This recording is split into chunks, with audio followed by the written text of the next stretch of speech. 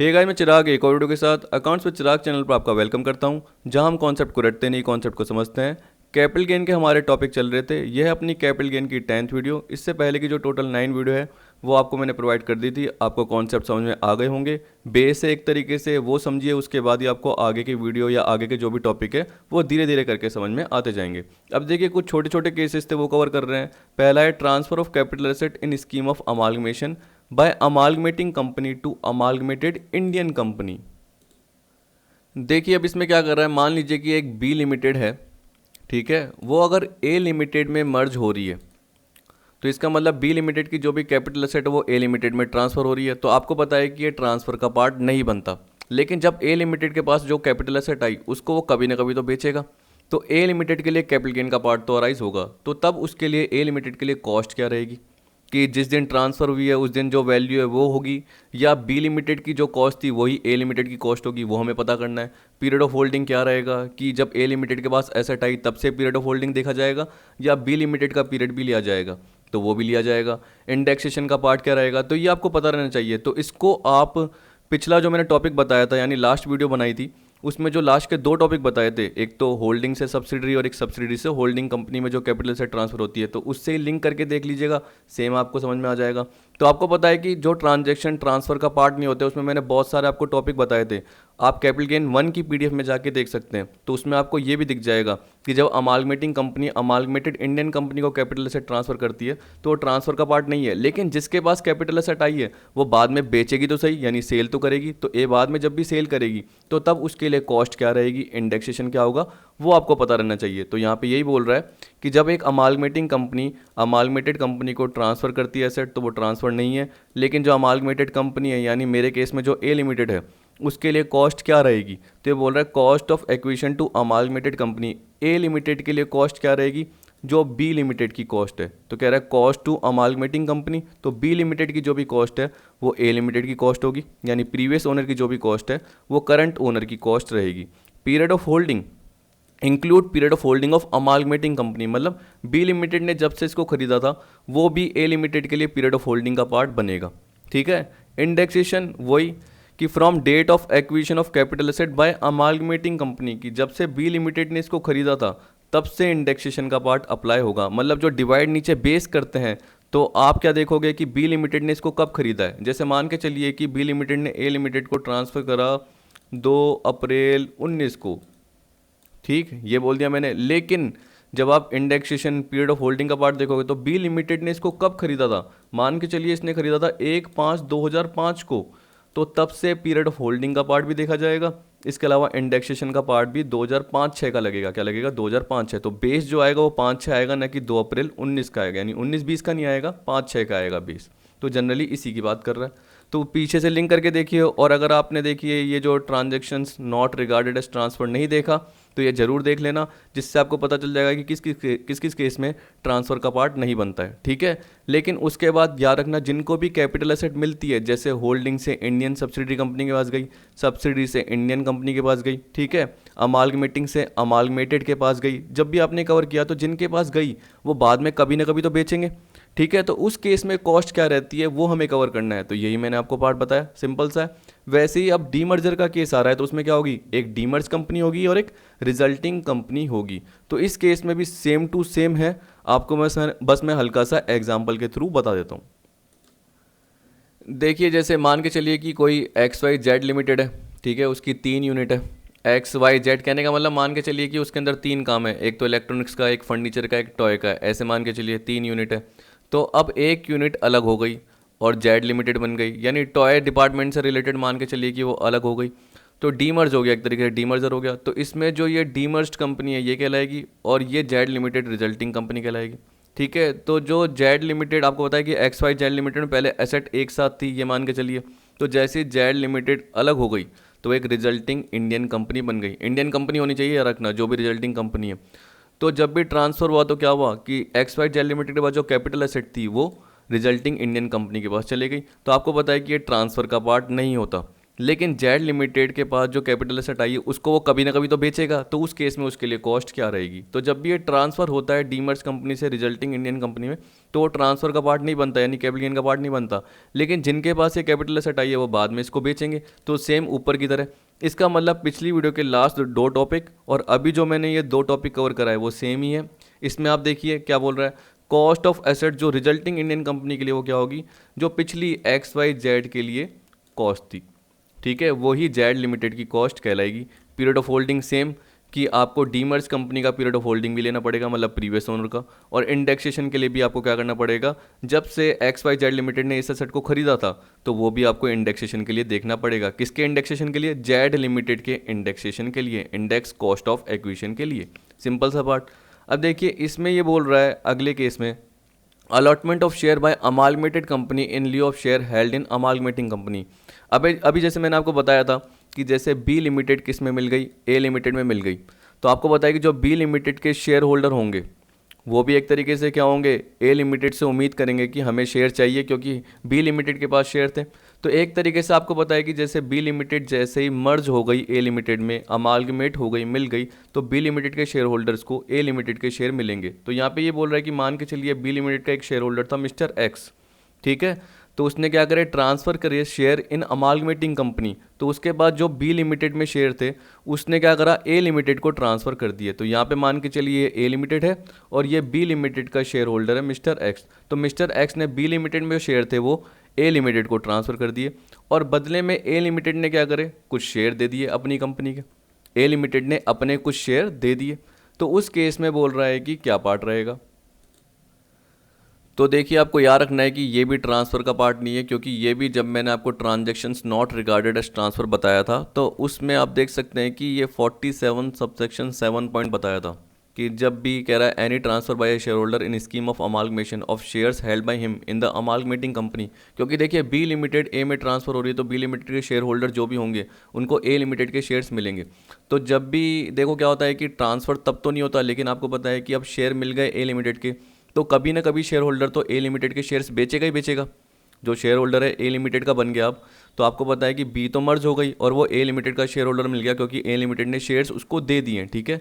अब जो ये शेयर होल्डर है वो शेयर कभी ना कभी तो सेल करेगा ही करेगा।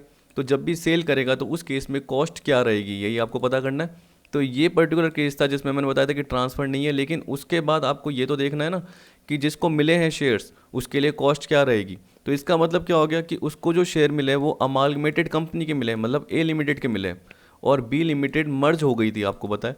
तो बी लिमिटेड के जो कॉस्ट थी उसकी वही उसके लिए क्या कहलाएगी, कॉस्ट ऑफ एक्विजिशन कहलाएगी। यहाँ पे बोल रहा है cost of acquisition of shares in amalgamated company, मतलब ए कंपनी में जो उसको शेयर्स मिले उसकी कॉस्ट क्या है, जो उसकी बी कंपनी में शेयर्स की कॉस्ट थी। तो कह रहा है cost of acquisition of shares in amalgamating company. Period of holding कब से कहलाएगा, कि जब से उसने बी लिमिटेड के शेयर खरीदे थे, न कि जब से उसको ए लिमिटेड के मिले। जब से उसने बी लिमिटेड के, मतलब जो भी अमालगमेटिंग कंपनी है, जब से उसने शेयर खरीदे थे पहले शुरू में, वो भी पीरियड ऑफ होल्डिंग में इंक्लूड किया जाएगा। अब देखिए ऐसे मत सोचिएगा कि जैसे मैंने अभी आपको बताया कि बी लिमिटेड के शेयर्स मिस्टर एक्स के पास थे और ए लिमिटेड ने क्या कर दिया, उसको मर्ज कर दिया बी लिमिटेड को। तो जो एक्स है उसने अपने शेयर ट्रांसफ़र करे और उसको ए लिमिटेड के शेयर मिल गए, ये जनरली आपने कवर किया। लेकिन ये याद रखिए कि अगर ए लिमिटेड ने ही बी लिमिटेड के शेयर खरीदे होते और बाद में उसने बी लिमिटेड को अपने में मिला लिया होता, तब ये केस इसमें कवर नहीं होगा, ये एक्सक्लूड होगा, याद रखना। तब इसमें कॉस्ट वॉस्ट का पार्ट देखा नहीं जाएगा, ट्रांसफ़र का केस इसमें कवर नहीं होगा। तो देखिए यहाँ पे ही बोल रहा है note in this case shares in amalgamated company are allotted to the share holder of amalgamating company. तो ये बोल रहा है कि ए लिमिटेड के जो भी शेयर है वो बी लिमिटेड के शेयर होल्डर को मिल जाएंगे in exchange of their share in amalgamating company. क्योंकि बी लिमिटेड के शेयर होल्डर के पास जो भी बी लिमिटेड के शेयर थे वो ट्रांसफ़र होके ए लिमिटेड के शेयर बन जाएंगे, क्योंकि ए लिमिटेड क्या करेंगे, उन्हें शेयर देंगी, except where the share holder itself is amalgamated company. इसका मतलब ए लिमिटेड ने बी लिमिटेड को अपने अंडर में लिया, तो ए लिमिटेड के पास जो भी बी लिमिटेड के शेयर हैं, ए लिमिटेड के पास जो भी बी लिमिटेड के शेयर है वो पार्ट इसमें कवर नहीं होगा।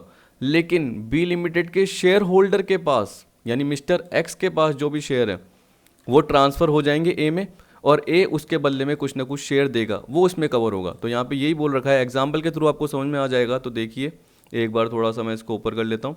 तो देखिए बोल रहा है ए लिमिटेड एक इंडियन कंपनी है, hold 60% of share in B limited.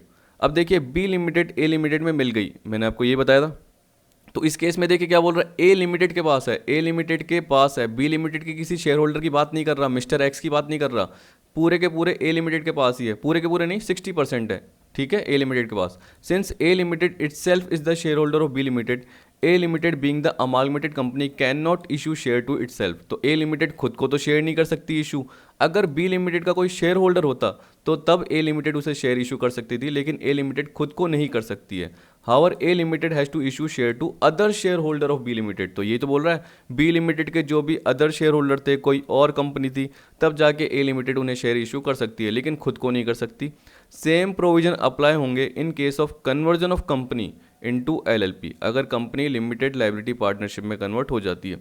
तो cost of share in LLP क्या रहेगी, cost of acquisition of share in the company immediately before it's conversion. Conversion से पहले जो भी कंपनी की कॉस्ट थी वो एलएलपी के शेयर से रिलेटेड कॉस्ट बन जाएगी, ठीक है, क्योंकि आपको पता है कि एक लिमिटेड लायबिलिटी पार्टनरशिप हो गई, उसमें आपको जो भी शेयर मिल रहा है, हिस्सा मिल रहा है, तो जो कंपनी में आपके पास शेयर थे उसकी जो कॉस्ट थी वही एलएलपी की कॉस्ट बन जाएगी। तो सिंपल से पार्ट है, ज़्यादा टिपिकल नहीं है। वैसे ही देखिए अब आपको पता है कि जैसे मैंने अभी आपको अमालगमेटेड का बताया, वैसे ही यहाँ पे क्या है, एक डीमर्ज कंपनी होगी, एक रिजल्टिंग कंपनी होगी। जैसे ही डीमर्ज कंपनी में से कुछ यूनिट अलग होकर एक रिजल्टिंग कंपनी बन रही है, तो इसका मतलब क्या हुआ, जो डीमर्ज कंपनी के शेयर होल्डर थे उसको रिजल्टिंग कंपनी के शेयर मिलेंगे। अब जब रिजल्टिंग कंपनी के शेयर मिलेंगे तो उस केस में उसकी कॉस्ट क्या रहेगी, वही जनरली हमें कवर करनी है। तो यहाँ पे देखिए बोल रहा है asset shares in resulting company, shares in demerge company. देखिए तो इसमें जनरली ये बोल रहा है कि जैसे देखिए एक्स वाई जेड लिमिटेड थी, मैंने आपको बताया था अभी एग्जांपल के थ्रू, उसमें मैंने बताया कि जेड लिमिटेड अलग हो गई, ठीक है। तो कोई एक शेयर होल्डर है, मान के चलिए ए शेयर होल्डर है, तो उसके जो शेयर थे एक्स वाई जेड लिमिटेड में थे, लेकिन आपको पता है कि जैसे जेड लिमिटेड अलग हो गई तो कुछ हिस्सा उसको जेड लिमिटेड का मिल जाएगा, ठीक है। तो डीमर्ज से पहले जो नॉर्मल कंपनी थी, जैसे ही वो डीमर्ज हो गई तो ये डीमर्ज्ड कंपनी कहलाएगी और ये रिजल्टिंग कंपनी कहलाएगी। जो ए है उसको इसमें भी हिस्सा मिलेगा और इसमें तो इसका हिस्सा था ही, तो वो जनरली क्या हो जाएगा, कम हो जाएगा। तो यहाँ पे ये बोल रहा है shares in resulting company, Z limited में क्या शेयर होगा उसका, तो देखिए बोल रहा है cost of acquisition of share in demerge company. आपको पता है कि डीमर्ज होने से पहले वो नॉर्मल कंपनी थी, तो उस वक्त उसकी कॉस्ट ऑफ एक्विजिशन क्या थी कि उसने शेयर कितने में खरीदे थे। अब देखिए यहाँ पे क्या बोल रहा है, नेट बीवी, net book value of asset in demerge company after demerger, और ये क्या है, बिफोर डीमर्जर। देखिए अगर आपको पता है कि अगर मैं किसी कंपनी के शेयर खरीद रहा हूँ जैसे एक्स वाई जेड लिमिटेड के, और उसका डीमर्जर नहीं हुआ है, तो उससे पहले उसकी वैल्यू क्या थी, तो उससे पहले उसकी वैल्यू मान के चलिए जैसे मैं बोलता हूँ कि 1 करोड़ थी, ठीक है। अब जैसे ही डीमर्ज हो गया और रिजल्टिंग कंपनी जेड लिमिटेड बन गई, तो बोला net book value of asset in demerge company after demerger. तो डीमर्जर के बाद जो बुक वैल्यू वो कितनी बन गई, जैसे 70 लाख बन गई। तो आपको पता है कि एक ये प्रोपोर्शन हो गया कि 70% का। तो इसका मतलब क्या है कि मेरे पास जो कॉस्ट थी, मान के चलिए कि मैंने शेयर जो खरीदे हुए थे वो थे 50,000 के, तो 50,000 का जो 70% है, क्योंकि 70 लाख अपॉन 1 करोड़, वो शेयर्स इन रिजल्टिंग कंपनी कहलाएगा, और बाकी जो पार्ट है वो डीमर्ज कंपनी का शेयर कहलाएगा, यानी पुरानी वाली जो नॉर्मल कंपनी थी उसका ही हिस्सा कहलाएगा। एक बार आप देखिए ये एग्जांपल कवर करके देखिए तो आपको समझ में आ जाएगा। और यहाँ पे ये भी बोल रहा है for determining period of holding of shares in resulting company includes period of holding of shares in demerge company.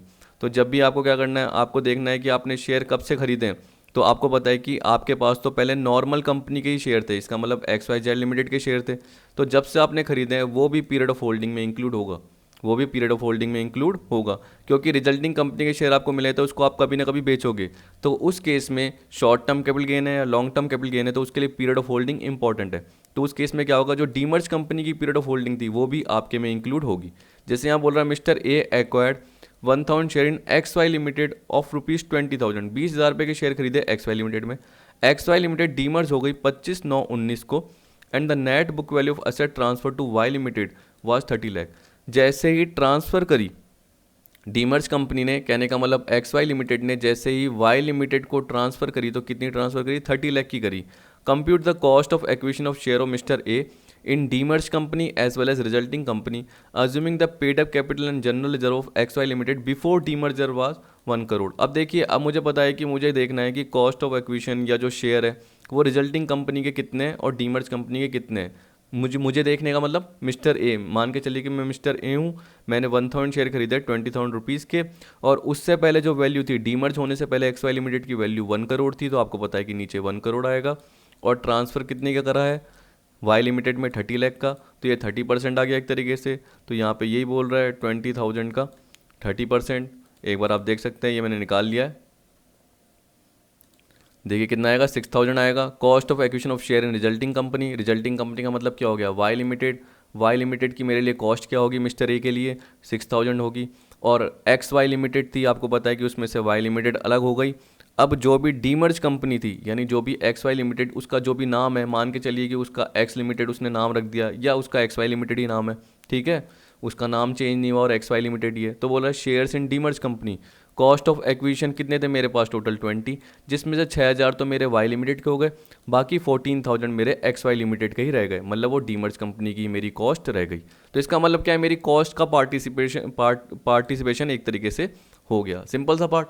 फिर देखिए यहाँ पे बोल रहा है अगले टॉपिक में, transfer by way of conversion of bond और डेवेंचर इनटू शेयर्स। तो ये भी आपको पता है कि ट्रांसफ़र का पार्ट नहीं बनता, लेकिन आपको पता है कि जैसे ही मुझे शेयर्स मिले होंगे तो उसको बाद में मैं कभी ना कभी बेचूंगा, तो तब मेरे लिए कॉस्ट क्या रहेगी, क्योंकि बॉन्ड या डेवेंचर तो मैंने बहुत पहले से खरीदे हुए हैं। अब वो कन्वर्ट हो रहे हैं 1 साल बाद, 2 साल बाद, तो ये नहीं कि जिस दिन कन्वर्ट हो रहे हैं वो पीरियड ऑफ होल्डिंग होगी, नहीं, जब मैंने डेवेंचर खरीदे थे वो भी पीरियड ऑफ होल्डिंग का पार्ट बनेगा, ठीक है। तो इसका मतलब जब भी मैं शेयर बेचूंगा तो उस केस में जो मैं कॉस्ट लूँगा तो उसमें पीरियड ऑफ होल्डिंग का पार्ट भी लूँगा, ठीक है। यहाँ पे बस थोड़ा सा फ़र्क क्या है आपको भी पता चल जाएगा, देखिए पढ़ के। मान के चलिए मिस्टर एक्स की बात कर रहा है, मिस्टर एक्स ने अपने डेबेंचर ट्रांसफ़र करे, यानी कन्वर्ट जब भी हुए तो इसका मतलब वो डेबेंचर ट्रांसफ़र करेगा और कंपनी क्या करेगी, शेयर्स देगी, तो मिस्टर एक्स को शेयर मिल गए। अब कॉस्ट क्या रहेगी, कह रहा है cost of acquisition of share received, cost of bond और डेबेंचर गिवन अप। सीधी सी बात है, बॉन्ड या डेबेंचर की जो कॉस्ट थी वही शेयर की कॉस्ट होगी। पीरियड ऑफ होल्डिंग क्या रहेगा, include period of holding of debentures given up, जब से मैंने डेबेंचर खरीदे थे वो भी इंक्लूड होगा पीरियड ऑफ होल्डिंग में। लेकिन जो इंडेक्सेशन बेनिफिट है, क्योंकि शेयर्स में हो गए, देखिए डेबेंचर्स में इंडेक्सेशन बेनिफिट नहीं मिलता आपको पता है, लेकिन शेयर्स में कन्वर्ट हो गए तो कब से मिलेगा। अब ये नहीं कि इंडेक्सेशन बेनिफिट जब डेबेंचर खरीदे थे तब से मिलेगा, ऐसा नहीं है।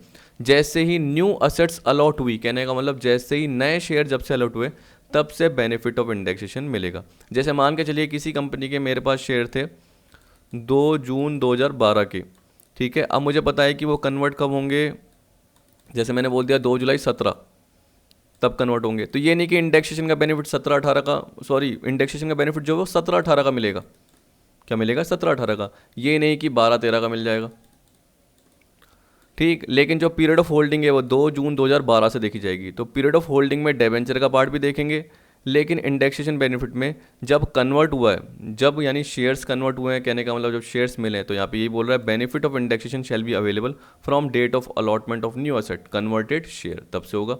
फिर देखिए नोट में यही बोल रखा है indexation benefit is not applicable in case of debentures, लेकिन शेयर के केस में तो होगा, तो आपको पता है वो कन्वर्ट हो गए तो इंडेक्सेशन बेनिफिट मिलेगा कब से, जब से नए शेयर अलॉट किए हैं। और पीरियड ऑफ होल्डिंग कब से देखा जाएगा, जब से डेबेंचर खरीदे थे, ठीक है। अब यहाँ पे दे रखा है कि अभी आपने देखा था कि जो पिछले केस में, पिछले वीडियो के लास्ट टॉपिक में, यानी 2 टॉपिक थे उसमें मैंने बताया था कि होल्डिंग कंपनी क्या कर रही है, 100% होल्ली ओन सब्सिडरी कंपनी को ट्रांसफ़र कर रही है, या उसका उल्टा हो रहा है, जो सब्सिडरी कंपनी है वो इंडियन होल्डिंग कंपनी को ट्रांसफ़र कर रही है, तो ट्रांसफ़र का पार्ट नहीं है, मतलब कैपिटल गेन नहीं लग रहा, अच्छी बात है। लेकिन उसका विड्रॉल कब होगा, जब आप कैपिटल असेट को एक पर्टिकुलर पीरियड तक होल्ड नहीं करोगे और उससे पहले ही बेच दोगे तो वो विड्रॉल कहलाएगा। अब पर्टिकुलर पीरियड क्या है वो नीचे दे रखा है, तो यहाँ पे बोल रहा है कि जब आपने ये सेक्शन देखा था, चलिए एक बार मैं आपको दिखाई देता हूँ, क्योंकि इससे क्या आपको आइडिया हो जाता है कि मैंने आपको क्या कवर कराया। तभी मैंने बताया पीछे का बेस रेलिवेंट है, वो पढ़िए तब जाके आपको समझ में आएगा। Transactions not regarded as transfer, जब मैंने आपको ये पर्टिकुलर वीडियो बताई थी तो उसमें आपको ये बताया था टॉपिक, तो आपको पता है कि ये मैंने बता दिया था ये ट्रांसफ़र का पार्ट नहीं है, तो इसी की तो बात कर रहा है। तो आप ये दोनों एक बार वीडियो पॉज करके देख लेना, ये मैंने आपको बता दिया था।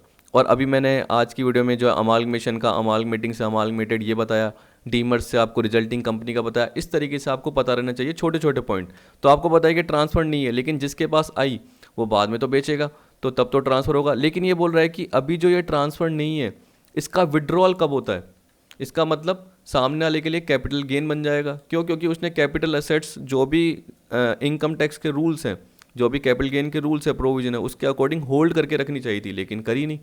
तो ये बोल रहा है कि आपको ये पता है by virtue of section 47(4)(5) any transfer of capital asset by a company to its 100% Indian subsidy company और by a 100% subsidy company to its Indian holding company shall not be treated as transfer for the purpose of capital gain. ये आपको पता है। Hence such transaction is not liable to capital gain, ये आपको मैंने पहले ही बताया। लेकिन अब टैक्स पॉइंट क्या बोल रहा है कि एग्जम्पशन, जो भी एग्जम्पशन मिली थी कि ये कैपिटल गेन नहीं है, उसका विड्रॉल कब होगा, मतलब वो कैपिटल गेन में टैक्सेबल कब हो जाएगा, अगर जो पर्टिकुलर पीरियड आपको बोल रहा है उससे उस तक आपने होल्ड नहीं करा और उससे पहले उसको क्या कर दिया, कहीं ट्रांसफ़र कर दिया।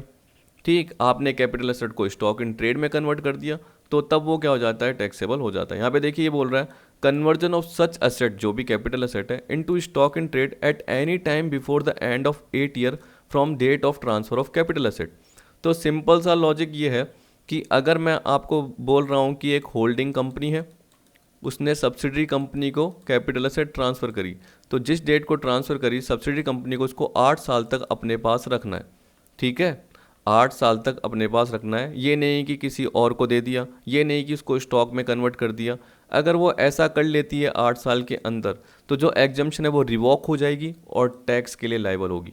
वो जो ट्रांसफरर कंपनी है, कौन सी, होल्डिंग कंपनी, इसकी बात कर रहा है। अगर सब्सिडरी कंपनी ने ऐसा किया है तो होल्डिंग कंपनी लायबल होगी, ये बोल रहा है। ठीक है, वैसे इसका उल्टा करके देख लेना कि अगर कोई सब्सिडरी कंपनी है वो अगर होल्डिंग कंपनी को क्या कर रही है, ट्रांसफर कर रही है। सब्सिडरी कंपनी याद रखना कि एक तरीके से होल्ली ओन होनी चाहिए, 100% सब्सिडी कंपनी होनी चाहिए, और जब होल्डिंग कंपनी को ट्रांसफर करती है तो वो इंडियन कंपनी होनी चाहिए। इसका मतलब जो रिसीव करती है जब भी वो एक इंडियन कंपनी होनी चाहिए, तब वो ट्रांसफर का पार्ट नहीं बनता था। लेकिन उस होल्डिंग कंपनी ने उसको 8 साल तक रखा ही नहीं और उससे पहले उसके पास कैपिटल से ट्रांसफर हो गई, उसने ट्रांसफर कर दी किसी और को। तो उस केस में जो ये कंपनी है जिन्होंने ट्रांसफर किया है, जो ट्रांसफरर कंपनी कहला रही है, उनके लिए जो एग्जम्पशन मिली थी कि ये ट्रांसफ़र का पार्ट नहीं है, कैपिटल गेन नहीं बनेगा, तो वो एग्जम्पशन रिवोक हो जाएगी और टैक्स का पार्ट बन जाएगा। यही बोल रखा है दोनों पॉइंट के लिए। ठीक है, तो यहाँ पे ये बोल रहा है cessation of 100% relationship at any time before the end of 8 year from the date of transfer of capital asset, कि जो ये सब्सिडरी कंपनी है जिसको कैपिटल एसेट मिली थी, या ये जो होल्डिंग कंपनी है जिसको कैपिटल एसेट मिली थी, उसने 8 साल के अंदर ही ट्रांसफ़र कर दियो।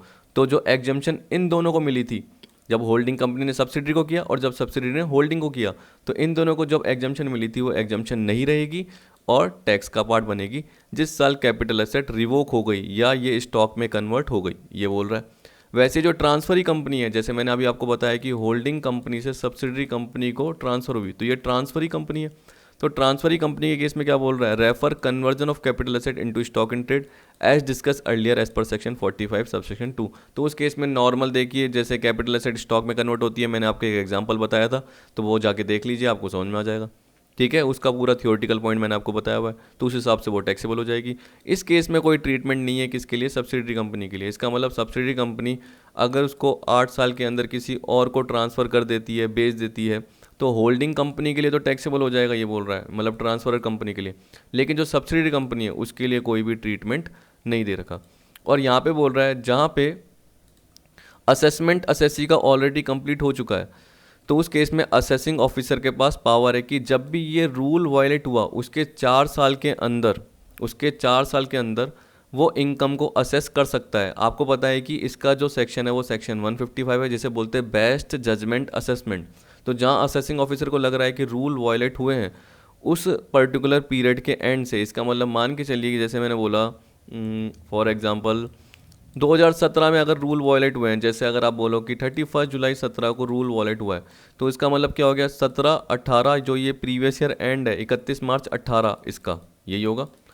तो इसके अगले 4 साल के अंदर असेसिंग ऑफिसर क्या कर सकता है, उसके पास पावर है कि वो उनकी इनकम को कैलकुलेट कर सकता है, असेस कर सकता है कि पर्टिकुलर क्या क्या इनकम का पार्ट रहा होगा, और उस हिसाब से टैक्स का पार्ट कैलकुलेट कर सकता है। तो यहाँ पे ये बोल रहा है where the assessment of assessee has already been completed, assessing officer has power to rectify the income of assessee at any time before the end of 4 years from the end of previous year in which the condition is violated। जैसी जो ये condition violate की गई उसके 4 साल के अंदर क्या कर सकता है, वो इनकम को असेस कर सकता है, ये असेसिंग ऑफिसर के पास पावर होता है, यानी वो रेक्टिफाई कर सकता है। अब देखिए इसके बाद बोल रहा है cost of acquisition in hand of transferee company, तो ये तो मैंने आपको बताया था। In the case where the exemption under section 47(4)(5) has not been withdrawn, अगर विदड्रॉन नहीं किया जाता, तो ये तो आपने पहले के केस में भी पढ़े ही हैं the cost of acquisition for transferee company shall be the cost of acquisition of transferor company. तो ट्रांसफरी कंपनी के लिए कॉस्ट ऑफ एक्विजिशन क्या होगी, जो ट्रांसफरर कंपनी के लिए कॉस्ट ऑफ एक्विजिशन है, क्योंकि रूल वॉयलेट नहीं हुआ, रूल तोड़ा नहीं गया, विड्रॉल नहीं किया गया। लेकिन ऑन द कॉन्ट्ररी, इसके अपोजिट, अगर एग्जम्पशन विड्रॉन हो गई, जो कि हम पढ़ रहे हैं अभी, जो हम पढ़ रहे हैं यही पढ़ रहे हैं कि एग्जम्पशन क्या हो गई, विड्रॉन हो गई, तो बोल रहा है cost of acquisition of transferee company क्या होगी, shall be the actual cost for which transferee company acquired such asset. यानी ट्रांसफरर कंपनी से एक्चुअल में जो ट्रांसफ़र हुई है, जितने में ट्रांसफरी कंपनी ने खरीदी है एक्चुअल में, वो जनरली एक्चुअल कॉस्ट कहलाएगी, वही कॉस्ट ऑफ एक्विजिशन का पार्ट कहलाएगी। ठीक है, अब देखिए बोल रहा है withdrawal of exemption under section 47(3) और 47(13) और 47(14).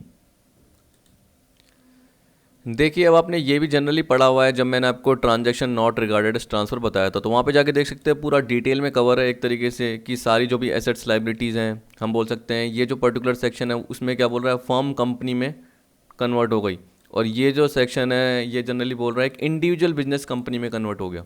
ठीक है, कंपनी ने सक्सीड कर दिया और इंडिविजुअल बिजनेस खत्म हो गया, मतलब सोल प्रोपराइटर जो भी बिजनेस है वो कंपनी में कन्वर्ट हो गया, और इसमें बोल रहे जो फर्म है वो कंपनी में कन्वर्ट हो गई, याद रख लेना। ठीक है, अगर आपको डिटेल में देखना है तो देख सकते हैं, ये जैसे 47(13) है, जो कि ये मैंने पीडीएफ जो ओपन की हुई है ये वही है, transactions not regarded as transfer वाली, मतलब कैपिटल गेन की फर्स्ट पीडीएफ है। तो इसमें जाके आप देख सकते हैं सारी कंडीशंस लिखी हुई है मैंने, जिससे आपको पता चल जाएगा कि जितनी भी एसेट लायबिलिटी है फर्म की वो कंपनी में कन्वर्ट हो जाएगी, जो भी फर्म की जो पार्टनर्स की कैपिटल थी एक तरीके से वो कंपनी में कन्वर्ट हो गई, तो उस प्रोपोर्शन में शेयर्स उन्हें मिल जाएंगे। ये पर्टिकुलर पार्ट आपने सारा देखा था। वैसे आपने 47(14) का देखा था, जिसमें क्या बोल रहा है, सोल प्रोपराइटरी कंसर्न, मतलब इंडिविजुअल बिजनेस क्या हो जाएगा, एक कंपनी में सक्सीड हो जाएगा, जिससे उसकी जो भी एसेट लायबिलिटी है वो किस में आ जाएगी, कंपनी में आ जाएगी। ठीक है, प्रोपराइटर ओनर जिनका वोटिंग पावर 50% से कम नहीं होना चाहिए, ये जनरली पूरे केसेस में कवर कर रखे हैं। तो एक बार ये डिटेल में पढ़ना, आपको समझ में आ जाएगा, तो आपको पता है कि तब वो ट्रांसफ़र का पार्ट नहीं माना जाता। कह रहा है कि as per section 47(13), 47(14) any transfer of capital asset on conversion of firm और सोल प्रोपराइटरशिप बिजनेस और of recognized stock exchange into a company shall not be treated as transfer subject to certain condition as discussed earlier in this chapter। तो आपको पता है कि मैंने बता दिया। However, on non-fulfillment of such condition, exemption earlier allowed shall be withdrawn by virtue of section 47A subsection 3। इसका मतलब क्या हो गया, जैसे ही वो exemption withdrawn हो गई तो टैक्सेबल बन जाएगी। तो यहाँ पे बोल रहा है कि टैक्सेबल क्या होगा, कह रहा है अमाउंट ऑफ प्रॉफिट और gain arising from transfer of such capital asset not charged earlier, जो कि पहले चार्ज नहीं किया गया था, shall be deem to be the profit and gain chargeable to tax of the successor company for the previous year in which the requirement of section 47(3), 14 are violated. तो इसका मतलब क्या है कि फर्म कंपनी में ट्रांसफ़र हो गई, उसके बाद जैसे ही वो उसको होल्ड करने के रूल थे जो कि आपने 47(13), 47(14) में पढ़े हुए हैं, अगर वो होल्ड करने के रूल रखे नहीं, जो भी कंडीशन उसको फॉलो नहीं किया, तो जो भी कंपनी है उसके लिए उस पर्टिकुलर ईयर में, जिस ईयर में रूल को वायलेट किया गया है, तोड़ा गया है, तो वो कैपिटल गेन का पार्ट बन जाएगा। तो यहाँ पे बोल रहा है विड्रॉल ऑफ एग्जेम्पशन कब होगा, the benefit availed shall be deem to be the capital gain. तो जो भी बेनिफिट अवेल किए थे ट्रांसफर पे वो कैपिटल गेन का पार्ट बन जाएंगे। Year of taxability, the year in which condition जो कि 13 की और 14 की है वो वायलेट की गई है। Who will be liable to tax, successor company. Benefit of indexation available up to year when succession took place. तो बोल रहा है कि जब सक्सेशन हुआ तब तक का बेनिफिट ऑफ इंडेक्सेशन आपको मिल जाएगा। ठीक है, उसके बाद का नहीं मिलेगा। फिर देखिए यहाँ पे बोल रहा है withdrawal of exemption under section 47(13)(b। अब इसके भी पॉइंट दे रखे हैं। देखिए इसमें भी सेम प्रोविजन है, बस इसमें याद रखना कि ट्रांसफ़र कौन करता है। जनरली बोल रहा है कैपिटल एसेट या जो भी इंटेंजिबल एसेट है या जो भी शेयर्स है वो कौन ट्रांसफ़र करता है, या तो प्राइवेट कंपनी होगी या अनलिस्टेड पब्लिक कंपनी होगी। ठीक है, तो वो क्या कर रहा है, ट्रांसफ़र कर रहा है कैपिटल एसेट को into a LLP shall not be treated as transfer. ये आपने पढ़ा था सब्जेक्ट टू सर्टेन कंडीशन, आप चाहे तो इस पीडीएफ में जाके देख सकते हैं, ये पूरा का पूरा पार्ट मैंने कवर कराया था। अब देखिए यहाँ कंडीशंस दे रखी है, अगर ये कंडीशंस जब भी वायलेट होगी तो उस पर्टिकुलर ईयर में वो एलएलपी के लिए क्या हो जाएगी, टैक्सेबल हो जाएगी। क्योंकि आपको पता है कि जो प्राइवेट कंपनी या अनलिस्टेड पब्लिक कंपनी है वो एलएलपी में कन्वर्ट हो गई है, तो उसने अपनी कैपिटल एसेट को ट्रांसफ़र किया है, एलएलपी ने उन रूल्स को फॉलो नहीं करा, कंडीशन को फॉलो नहीं किया, तो जो पहले एग्जम्पशन का पार्ट था वो विड्रॉन हो जाएगा और कंसीक्वेंसेस क्या रहेंगे, सेम टैक्सेबिलिटी का पार्ट आएगा। तो यही आपको दे रखा है। चाहे आप चाहो तो शॉर्ट में ये टैक्स पॉइंट पढ़ सकते हो जिससे आपको समझ में आ जाएगा। देखिए बोला ना, withdrawal of exemption, the benefit avail shall be treated as deemed income. Year of taxability, जिस ईयर में कंडीशन वायलेट की गई। Who will be liable to tax for exemption available to company successor LLP. जो भी exemption अगर share holder को available है तो शेयर होल्डर। तो इसका मतलब क्या है कि अगर एक कंपनी एलएलपी में कन्वर्ट हो गई तो आपको पता है कि जो शेयर होल्डर है उसको एलएलपी का हिस्सा मिलेगा, लिमिटेड लायबिलिटी पार्टनरशिप फर्म का मिलेगा। तो उस केस में जो सक्सेसर है वो कौन है, एलएलपी है या शेयर होल्डर है एक तरीके से। तो सक्सेसर एलएलपी या शेयर होल्डर, जितना शेयर होल्डर को हिस्सा मिला जो एग्जम्पशन मिली तो वो टैक्सेबल हो जाएगी शेयर होल्डर के लिए, और जितना एलएलपी को मिला वो एलएलपी के लिए टैक्सेबल हो जाएगी। Benefit of indexation available up to year when succession took place, ठीक है, जब वो कन्वर्ट हुई थी। Cost of acquisition of transferred asset in the hand of LLP if condition under section 47(13)(b) are satisfied. Cost of asset in the hand of company अगर satisfied हो जाती है तो जैसे आपने ऊपर पढ़ा तो आपको पता है कि कॉस्ट ऑफ एक्विजिशन क्या रहेगी, जो कंपनी के हैंड में वही एलएलपी के हैंड में। लेकिन अगर कंडीशंस वायलेट की जाती है तो एक्चुअल में जिस वैल्यू पे खरीदा गया था वो पर्टिकुलर कॉस्ट ऑफ एक्विजिशन कहलाएगी। कह रहा है value at which such asset were transfer to LLP at the time of conversion, ठीक है। तब पुरानी कॉस्ट ऑफ एक्विजिशन नहीं कहलाएगी, जो कंपनी ने खरीदी थी वो नहीं कहलाएगी। जब ट्रांसफ़र की गई है तब वाली कॉस्ट कहलाएगी, तब वाली वैल्यू कहलाएगी, ठीक है। Period of holding in the hands of LLP in any circumstances period of holding start afresh. इसका मतलब वो नए तरीके से स्टार्ट होगी, प्रीवियस ओनर की जो पीरियड ऑफ होल्डिंग है उसको नहीं लिया जाएगा। In other words holding period of previous owner can not be considered.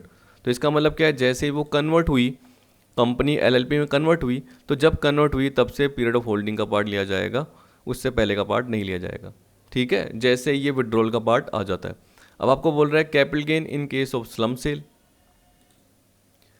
तो देखिए अब स्लम सेल के केस में जनरली क्या होता है कि आपकी कोई अंडरटेकिंग है, उसके बहुत सारे आपके क्या डिपार्टमेंट या डिवीजन है। जैसे मैंने आपको अभी बताया था डीमर्ज के केस में, तो पर आपको डीमर्ज के केस में आपको बताया कि डीमर्ज कंपनी रिजल्टिंग कंपनी, तो वो रिजल्टिंग कंपनी उसी की एक बन जाती है। लेकिन यहाँ पे आप क्या कर रहे हो, अपनी एक यूनिट को किसी और को बेच रहे हो। जैसे मैंने आपको बताया कि कोई भी पर्टिकुलर फर्म है, जैसे मैं XYZ बोल देता हूँ, एक कंपनी है, उसके अंदर बहुत सारे डिपार्टमेंट है, बहुत सारे डिवीज़न है, ऐसे बोल सकते हो। जैसे आपको मैंने बताया ऑयल का है, उसका फर्नीचर का भी काम है, उसका इलेक्ट्रॉनिक आइटम्स का भी काम है, टॉयज़ का भी है। इस तरीके से आप एग्जाम्पल के फॉर्म में कुछ भी ले लीजिए। अब आपको पता है कि अगर वो क्या करेगा, अपना ऑयल का सारा डिपार्टमेंट या डिवीज़न बेच देगा, सेल कर देगा मार्केट में, तो जो भी एसेट्स लाइबिलिटी है वो कंबाइंड वैल्यू में बेचेगा, इंडिविजुअली नहीं बेच रहा, लमसम में बेचेगा, तो उसे बोला जाता है स्लम सेल। ये बोल रहा है slump sale means the transfer of one or more undertaking for a lump sum consideration without assigning value to individual assets and liability in such cell.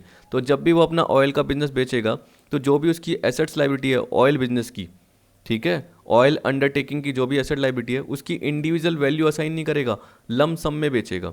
अब अंडरटेकिंग का मतलब क्या हो गया, उस अंडरटेकिंग का कोई पार्ट हो गया, या एक यूनिट हो गई, या एक डिवीज़न हो गया। जैसे मैंने बताया कि 4 डिवीज़न है, ऑयल, फर्नीचर, इलेक्ट्रॉनिक्स, टॉयज़, तो उसमें से आपने अपनी एक अंडरटेकिंग ऑयल पूरा बेच दिया, ठीक है। तो ये बोल रहा है कि any part of N undertaking, या एक यूनिट हो गई, या एक डिवीज़न हो गया किसी अंडरटेकिंग का, या एक बिजनेस एक्टिविटी हो गई जो कि एज ए होल ली जा रही है, taken as a whole, but does not include individual asset और लाइबिलिटी और any combination thereof not constituting a business activity. इसका मतलब आप अपनी सारी बिजनेस एक्टिविटी को ट्रांसफ़र कर रहे हो, आप सारी एसेट लाइबिलिटी को एक साथ कंबाइंड बेच रहे हो। इसका मतलब इसके बाद आप अपना वो बिजनेस रन नहीं कर पाओगे। तो आप इंडिविजुअली ये नहीं कि 2-3 एसेट बेच दी, ये नहीं, ठीक है। तो आप कंबाइन में जो भी बेच रहे हो, कॉम्बिनेशन में जो भी बेच रहे हो, अपने बिजनेस एक्टिविटी का पूरा पार्ट बेच रहे हो, तो आप इसको रन नहीं कर पाओगे, तो वो स्लम सेल का पार्ट है। तो इस केस में देखिए सेल्स कंसिडरेशन क्या बोला, जो भी बेचा तो जितना अमाउंट मिला as usual. Cost of acquisition क्या होगी, नेट वर्थ ऑफ अंडरटेकिंग, या कॉस्ट ऑफ इंप्रूवमेंट क्या रहेगी, नेट वर्थ। तो देखिए नेट वर्थ क्या है, aggregate value of total asset of undertaking minus value of liability of such undertaking as appearing in the books of account. कितना simple है, net worth सबको निकालने आती है, सीधी सी बात है, एसेट माइनस लाइबिलिटी। अब उसकी एग्रीगेट वैल्यू क्या है, जो उसकी मार्केट वैल्यू क्या है, उसके बेसिस पे market value of assets minus market value of liability, net worth आ जाएगी, ठीक है। सॉरी मार्केट वैल्यू नहीं, लाइबिलिटीज़ के केस में तो बुक्स ऑफ अकाउंट में जो अपीयर है वही जनरली आ जाएगी, तो आपकी नेटवर्थ निकल के आ जाएगी। अब देखिए इंडेक्सेशन बेनिफिट नहीं मिलेगा, कह रहा है not available. Nature of gain whether short term और लॉन्ग टर्म। देखिए तो इसमें याद रखना कि अंडरटेकिंग जो ओन्ड या हेल्ड की एसएससी ने, वो उसने 36 महीने से ज़्यादा या 36 महीने या उससे कम होल्ड कर रखी है, तो उस केस में आपको पता है कि शॉर्ट टर्म कैपिटल गेन या लॉन्ग टर्म कैपिटल गेन हो जाएगा। इंडेक्सेशन का बेनिफिट नहीं है अवेलेबल, लेकिन शॉर्ट टर्म कैपिटल गेन या लॉन्ग टर्म कैपिटल गेन का पार्ट है, ये बोल रहा है। तो देखिए बोल रहा है if undertaking is owned and held by the assessee for not more than 36 month, 36 month से ज़्यादा नहीं हो, then capital gain shall be deem to be short term capital gain, otherwise वो लॉन्ग टर्म कैपिटल गेन होगा, जो कि आपको पता ही है। Note where an undertaking is owned and held by the assessee for more than 36 month immediately preceding the date of its transfer, then it shall be treated as long term capital asset. It makes no difference that few of the asset of undertaking are newly acquired. देखिए आपको बताया कि जैसे मैंने oil business बोला, तो उसने कुछ मशीनरी नहीं खरीदी थी जो कि 12 महीने, 24 महीने, 36 महीने से कम पीरियड के लिए यूज़ की गई थी, ठीक है, लेस देन 36 मंथ के पीरियड के लिए यूज़ की गई थी। अब उसको भी ट्रांसफ़र कर दिया गया, क्योंकि आपको पता है कि टोटल में सारी असेट्स और लाइबिलिटी ट्रांसफ़र होती है, तो तब भी वो लॉन्ग टर्म कैपिटल गेन का पार्ट बनेगी, क्योंकि जो अंडरटेकिंग है ऑयल बिजनेस वो 36 मंथ पीरियड से 36 मंथ जो भी पीरियड है उससे ज़्यादा के लिए रनिंग था, ज़्यादा के लिए चल रहा था, तो तब तो वो लॉन्ग टर्म का पार्ट ही बनेगा, चाहे उनके अंदर जो भी कुछ 2-3 एसेट है या नई एसेट आपने खरीदी हो जो कि 36 महीने से कम के पीरियड के लिए होल्ड की गई है। अब देखिए नोट्स में क्या बोल रहा है, effect of revolution, if any change has been made in the value of asset on account of revolution of asset, then such change in value shall be ignored. तो इसका मतलब रिवोल्यूशन ऑफ एसेट्स का part आपको नहीं लेना, ठीक है, जो रिवैल्यू किया है उसको इग्नोर मारना है। फिर आपको बोल रहा है aggregate value of total asset क्या है इन केस ऑफ, ये बोल रहा है डेप्रिशिएबल एसेट के केस में WDV of block of asset. तो अभी मैंने जो आपको मार्केट वैल्यू बोला वो आपको नहीं लेना, यहाँ पे जो बोल रखा है वो क्या बोल रहा है कि जो रिवैल्यूएशन हुआ है उसको इग्नोर मारना है। तो देखिए डेप्रिशिएबल एसेट के लिए क्या लेना है आपको, ब्लॉक ऑफ एसेट की जो WDV है। Capital asset in respect of which the whole of the expenditure has been allowed as a deduction under section 35 AD, जो कि आपने PGBP के केस में पढ़ा था 35 AD, ठीक है। स्पेसिफाइड बिजनेस है तो उससे रिलेटेड जो भी कैपिटल एसेट है जिस पे आपको बताया कि 100% डिडक्शन मिली हुई है, तो उस केस में नील, क्योंकि डिडक्शन आप पहले ही ले चुके हो। अदर एसेट के केस में book value of all such asset, तो इसमें बुक वैल्यू की ही बात कर रहा है, तो वही aggregate value of total asset का पार्ट बनेगा। ये बोल रहा है स्टॉक का ट्रीटमेंट क्या होगा, in case of slump sale no profit under the head PGBP shall arise even if the stock of the said undertaking is transfer along with other asset, ठीक है। तो उस केस में तो आपको पता है कि उसको आप किस पे ले रहे हो, बुक वैल्यू पे ले रहे हो अदर एसेट्स को, तो स्टॉक को भी लिया होगा। तो उस केस में PGBP के केस में कोई भी प्रॉफिट का पार्ट आपका अराइज नहीं होगा अगर आपने बाकी सारी एसेट के साथ स्टॉक को भी ट्रांसफर कर दिया है। Carry forward of losses in case of slump sale, benefit of unabsorb losses and depreciation of the undertaking transfer shall be available to transferor company and not to the transferee company. यानी जिसको asset liability दी है उसको benefit नहीं मिलेगा, जो transferor company है जो transfer कर रही है उसको बेनिफिट मिलेगा, ठीक। तो इस तरीके से ये पॉइंट थे, इसका मैंने एग्जाम्पल इसलिए कवर नहीं कराया क्योंकि देखो क्या है कि एग्जाम में नहीं आते। अब आपका क्या है, सेक्शन 50C का पार्ट आएगा जो कि स्टैम्प ड्यूटी वैल्यू से रिलेटेड है, लैंड एंड बिल्डिंग के ट्रांसफर से रिलेटेड है, तो उस केस में फुल वैल्यू ऑफ कंसीडरेशन क्या रहेगी, ये सारा पार्ट आपको अगली वीडियो में कवर कराऊंगा। इसके साथ मैंने छोटे छोटे एग्जाम्पल भी कवर किए हैं, साथ में एक बड़ा एग्जाम्पल भी कवर किया है, क्योंकि थोड़ा सा ये क्या है लेंथी टॉपिक है, जिसको अगली वीडियो में ही एक साथ पूरा कवर करेंगे। फिर जैसे राइट शेयर, बोनस शेयर का पार्ट आएगा, आपका स्वेट इक्विटी शेयर का पार्ट आएगा। तो मेरे अकॉर्डिंग जो ये कैपिटल गेन का पार्ट है आगे आने वाली 4 to 5 वीडियो में कवर हो जाएगा, उससे ज़्यादा आपका पार्ट और नहीं खींचेगा। अब देखिए क्या इसमें टॉपिक बहुत सारे हैं और मुझे लगता है कि आपको सारे टॉपिक पता होने चाहिए, इसलिए मैं इसमें सारा पार्ट कवर करवाता हूँ। अगर आपको इंपॉर्टेंट पार्ट देखना है तो मैं वीडियो के एंड में यानी लास्ट में आपको बता दूंगा कि कौन कौन से इनके इंपॉर्टेंट पार्ट होंगे। वैसे तो सारे ही होते हैं, लेकिन जनरली आपको बताया कि एग्जम्पशन का पार्ट, शुरू में कैपिटल गेन से रिलेटेड कैपिटल एसेट्स की मीनिंग का पार्ट, बीच बीच में अगर आपको लग रहा है कि जो अमेंडमेंट हुए हैं वो एक तरीके से इंपॉर्टेंट हो सकते हैं। तो आई होप आपको आज की वीडियो पसंद आएगी। वीडियो देखने के लिए थैंक यू।